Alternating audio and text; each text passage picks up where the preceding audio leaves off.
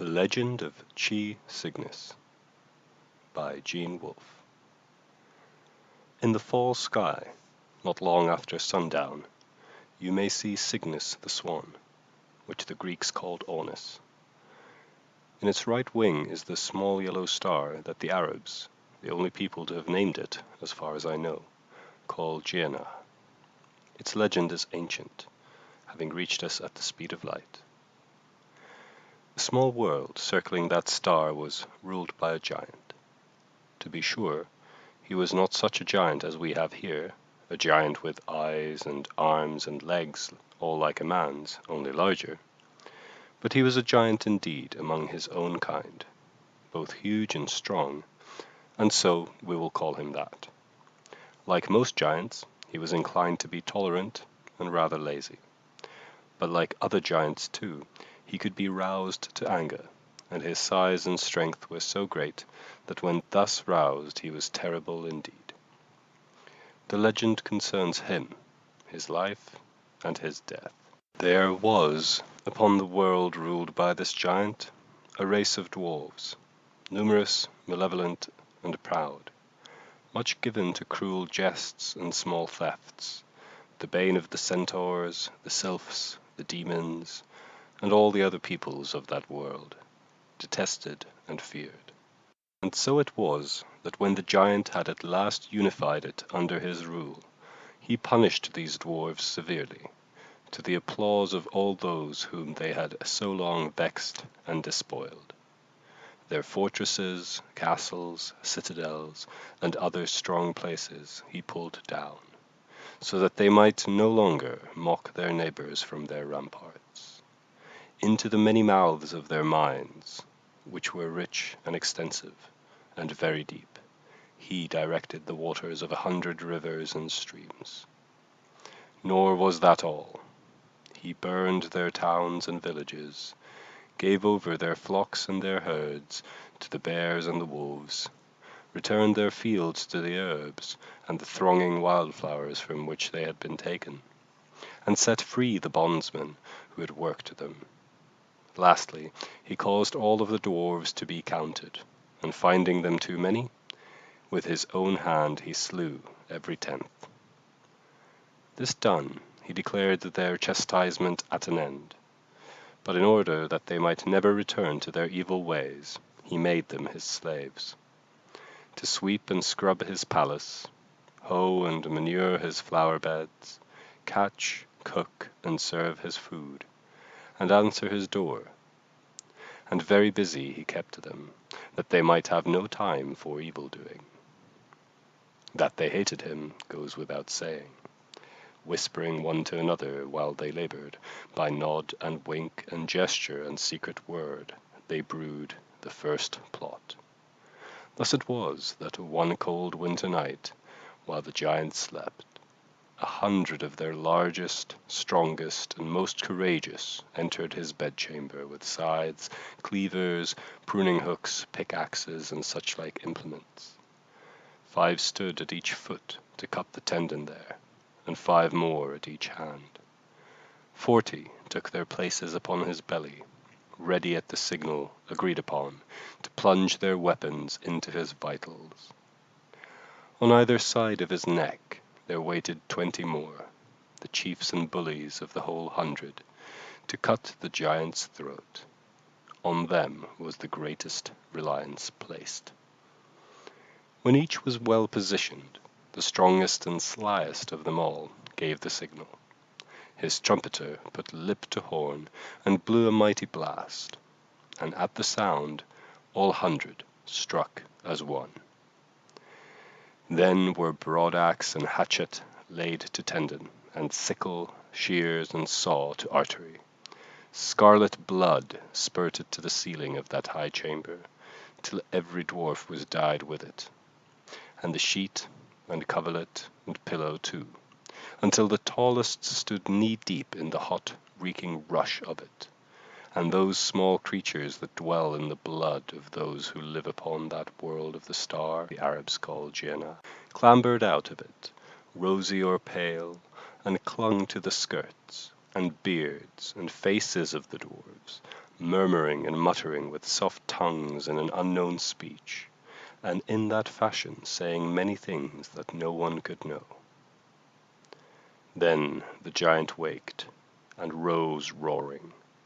Those dwarfs who were yet in his bedchamber when he slammed shut its great door, he slew. And when day came, he most carefully examined all the rest, blinding any upon whom he discovered the least trace of his blood. And lastly, he declared an end to the stipend he had previously granted to each dwarf for bread and meat. Thenceforward they were made to beg those who had been their victims in times past for peelings and state crusts, and were made to work harder than ever, toiling for the giant from the first light of the star that the Arabs call Jinnah, until the last stall in the market closed. That they hated him goes without saying. Year followed year, and in all those years there came not a night in which they did not dream of murder.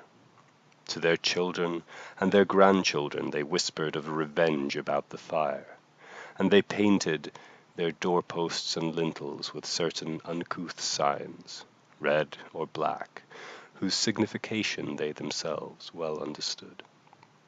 At last the giant grew old. His step was no longer so quick as it had been, nor his voice so loud, nor his eyes so keen. He fell ill, and when word of it went abroad, she and Sidi, fairy and sprite, kobold, Nissi, and centaur, goblin and demon trooped to his palace, bringing with them gifts they hoped might bring him pleasure.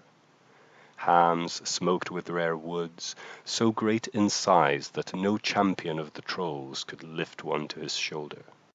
Tuns brimming with wine, ale, and strong beer, salt whales, their tails in their mouths, with pickled melons for eyes, perfumes in crystal and incense in thuribles, hollowed from diamonds, and with these many meadows of blossoms, yellow, red, incarnadine, mauve, and celestine, and weapons of hammered steel, chased with gold. The old giant received them in the great court, and blessed them, smiled upon them, spoke with them for a time, and sent them away. Sadly, they returned to their own homes and countries, there to pray for him, and sacrifice, and sing. But the dwarfs, seeing how many, and how vast and rich were the gifts that had been brought him, and seeing too that he himself was no longer the great and terrible foe of whom their fathers had spoken, then contrived the second plot. And when the last Nixie had departed, leaving behind her gift of silver foam, and the giant dozed in his chair, they heaped about it all the wood that they could gather, that which had been meant to feed the palace fires, and furniture, and precious painted carvings too, the work of the great xyloglyphists of old, whereby might be seen many a figure, quaint, yet imbued with a curious grace, even the sticks and stumps of their own huts, with all their thatching and daubed doorposts. And to all this mass, which at last rose higher than the giant's waist, they put fire in a score of places. So terrified were they of the giant, that the first had fled before the last torch was applied.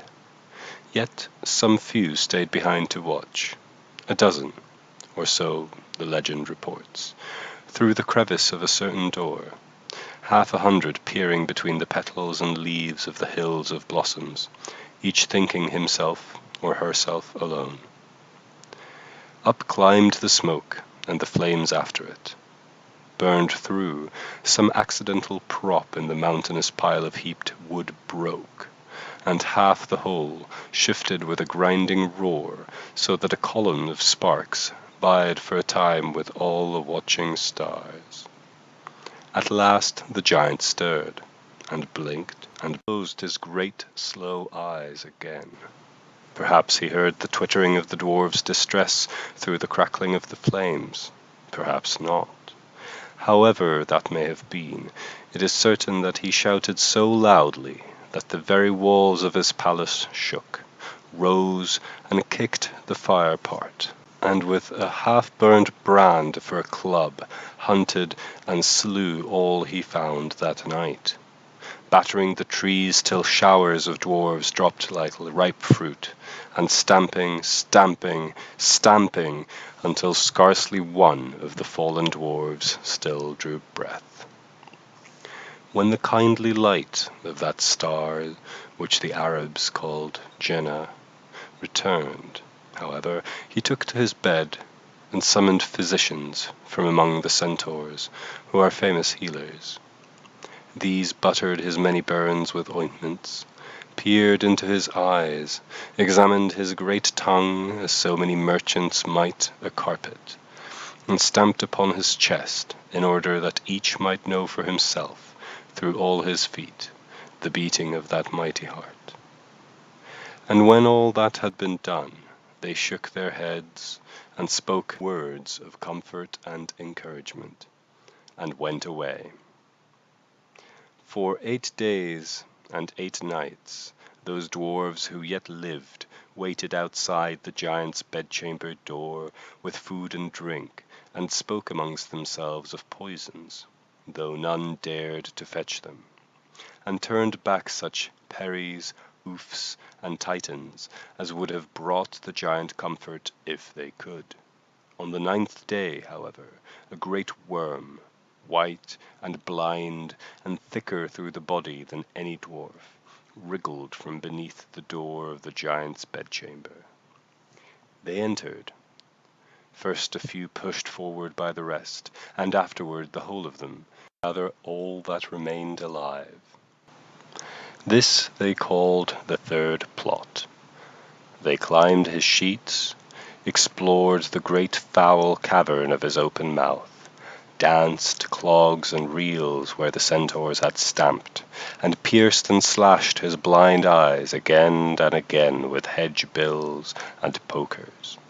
Then they carved those rude signs that they had aforetime scrawled upon their own doorposts and lintels into the dead giant's forehead, and nose, and cheeks, slicing away the putrescent flesh with their knives until each sign stood out boldly in sullen, weeping crimson.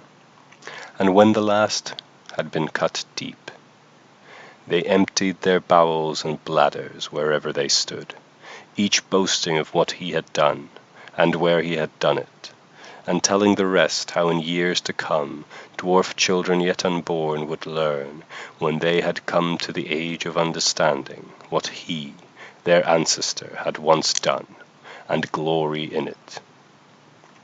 Thus they were speaking when the thunderous voice came. So mighty it was that it filled every hall and chamber of the palace, and its first word dashed the pictures from the walls, so that their crash and smash added to the roar, though they were lost in it. The second word broke all the crockery in the palace, and set the shards to sliding like screes of stones, so that they burst open cabinets and cupboards, and descended to the floors in avalanches. Its third word toppled all the statues along the broad avenue that led up to the great gate. Its fourth stopped the fountain, and snapped off both arms of the marble nymph who blessed the waters. And its fifth cracked the basin itself. Sixth, seventh, and eighth words maddened every cat in the place, struck dead 17 bat-winged black rooks of the flock that swept the sky about the grand campanile, and set all the bells to ringing. Its ninth soured every cask in the cellars, while its 10th word stove them in. Its 11th stopped the clocks, and started the hounds to howling. Its 12th and last, which was an especially big word, knocked the dwarves off their feet, and sent every one of them rolling and somersaulting amongst all their foulnesses, while they held their ears and screeched. And what that voice said was, What vermin are these who dare defile the body of a giant? Oh, my friends, let us of this star, who are ourselves but dwarves, heed well the warning.